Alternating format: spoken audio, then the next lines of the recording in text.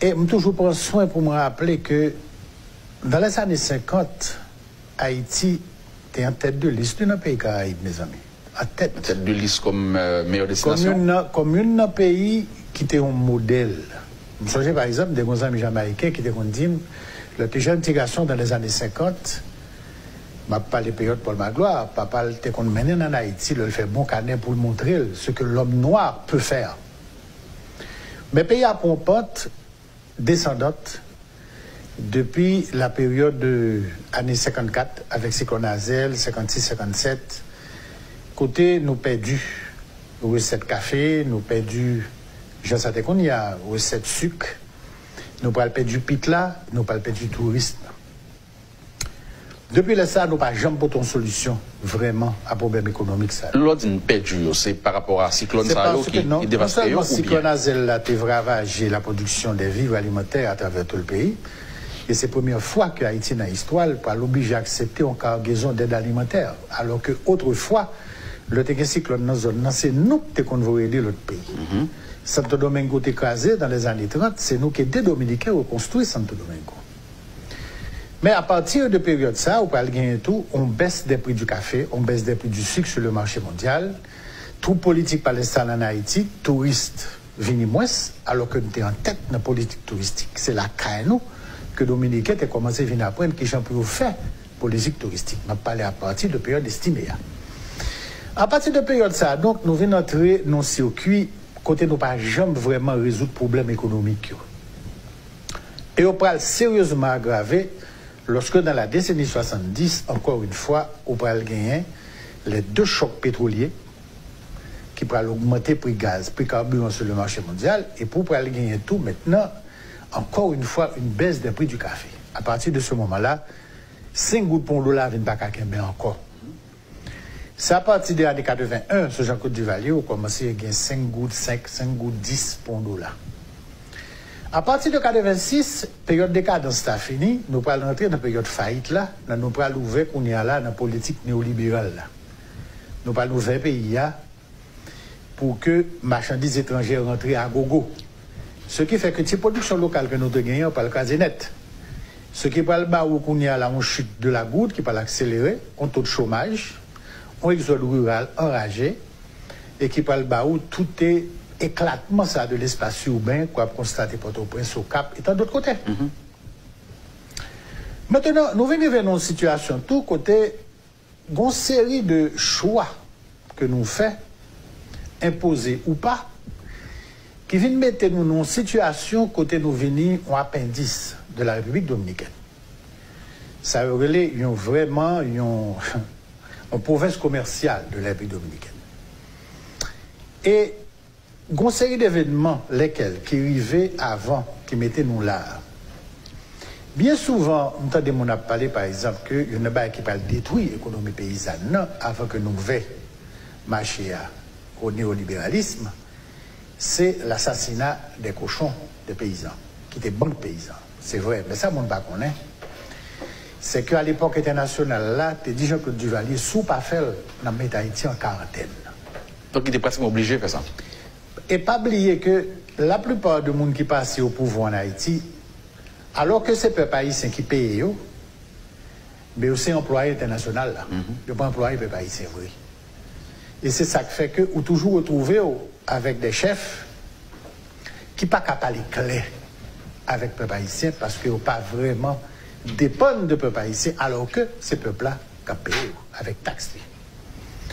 Pas des cas avant. Je ne dis pas, il y a des gens qui passent dans tel pays, si on te voulu par la reine, je t'ai dit que depuis longtemps, je dis clairement que son grand destin dans une puissance capitaliste que Haïti gagne, c'est d'être un satellite de la République dominicaine.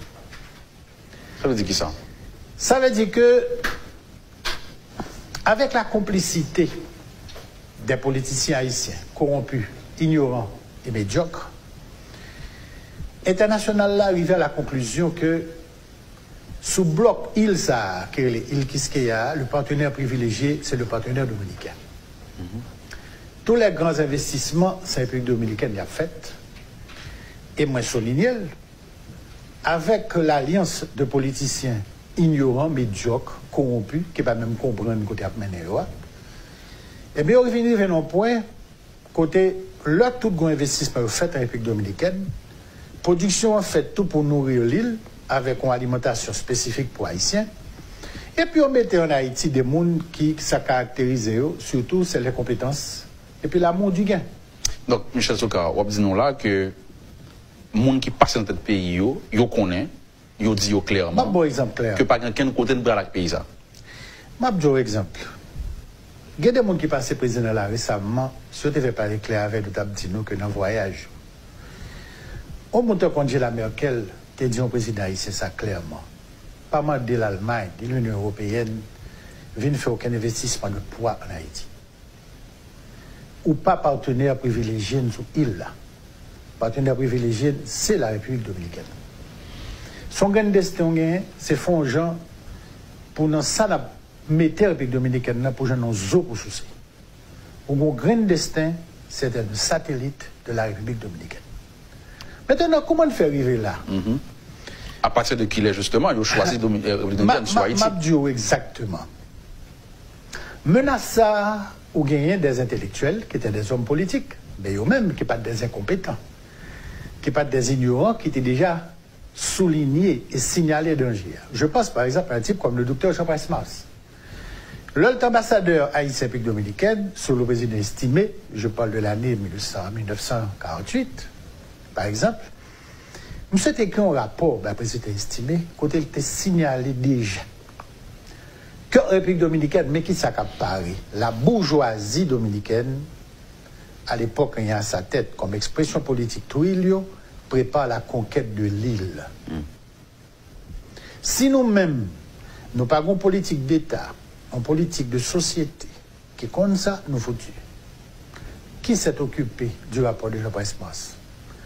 Au compte ça, Jean-Pierre Mars, M. Sommet rapport, l'estimé pas fait pratiquement ignorer monsieur, jusqu'à ce que le petit job là, écoutez, les gens qui étaient entouragés, qui a dit que monsieur candidat à la présidence. Mais est-ce que ça, c'est parce que justement, tu as un projet ça pour que nous arrivions là, ou bien c'est juste parce que le président n'a pas soucieux? Même si on a un projet, mais si nous n'avons pas développé un leadership politique médiocre et corrompu, il va être réussir.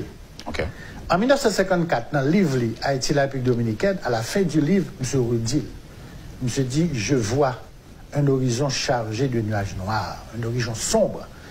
Le m'a regardé ça, la République dominicaine a préparé, et ça nous-mêmes n'a fait comme rance, comme bêtise.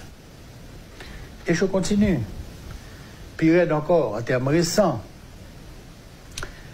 Dans les années 60, dans les années 70, dans les années 80, bon investissement, comme un investisseur, avant qu'il y ait la République dominicaine, ça n'a été devenu. Mais pour les politiciens, c'est moins de 20%, 30%. C'est peut-être. Mon second. C'est peut-être là, est-ce que c'est parce que vraiment international la voulait qui est la dominicaine qui joue un investissement ça, ou bien parce que bon, ici, là, nous avons refusé, qui fait ça l'autre boy aller? C'est ce que je te dis, qu'ils ont bénéficié de la complicité, de l'ignorance et de la corruption des politiciens haïtiens. OK. Donc, on est là, au travers de la République dominicaine, la guerre est souvent des présidents. La guerre, il y a des facilités à condition que vous mettez des infrastructures, routes, aéroports, etc. Et que dans 20 ans, la République dominicaine est propriétaire de ça. Donc, vous venez arriver dans une situation, côté à partir des années 90, côté République dominicaine bénéficiaire de ces investissements et de ces infrastructures, capable de produire, et capable de produire pour l'île entière, et en plus que la vente des États-Unis et autres. Nous-mêmes, je dis, le résultat, c'est que nous avons payé le prix de ces choix, dictés par l'ignorance, dictés par la corruption. Et maintenant, l'international se rend compte qui Jean que la vie facile pour lui, eh bien, les privilégiés d'installer au pouvoir en Haïti, si on peut appeler ça pouvoir, l'incompétence et la corruption. Quel que soit le monde qui a comprendre le plan Sahara, quel que soit le monde qui est capable de boire ça en Haïti pour le contrecarrer, eh bien, il n'a pas empêché que type de monde comme ça assume leadership Haïti. Et il y a des gens qui sont arrivés à la présidence en Haïti qui ne sont pas même au courant de ça. Parce que niveau intellectuel, ils ne peuvent pas permettre ça, ils ne peuvent pas le connaître. Ou deuxièmement tout, étant donné que ça plus intéressé c'est faire de l'argent, mais c'est là où il veut maintenant dans les instances internationales. Côté tout naturel, mais au mais que un minimum qui fait sous mandat dans le pays, et puis qu'on y a là, il y a un genre de réponse ça, que m'a parlé par exemple, comme on dit la Merkel, te dit au président haïtien. Pas mal des investissements de la part de l'Allemagne et de l'Union européenne, des investissements loin en Haïti, parce que le choix est déjà fait. Donc là, comme ça, quitte à supposer plus au comportement dirigeant, c'est à entrer dans la jouette là, faire comme vous et puis aller, ou bien camper en face et puissance ça. Est-ce que une solution possible? Maintenant, le choix de tous, pour la plupart, eh bien, c'est de faire Ticobio et puis continuer même genre.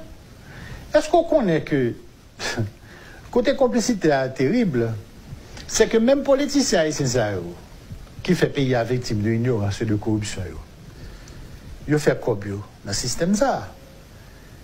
On connaît que les politiciens haïtiens sont parmi les premiers propriétaires de blocs d'appartements en République dominicaine. Okay. Ça veut dire même Cobio fait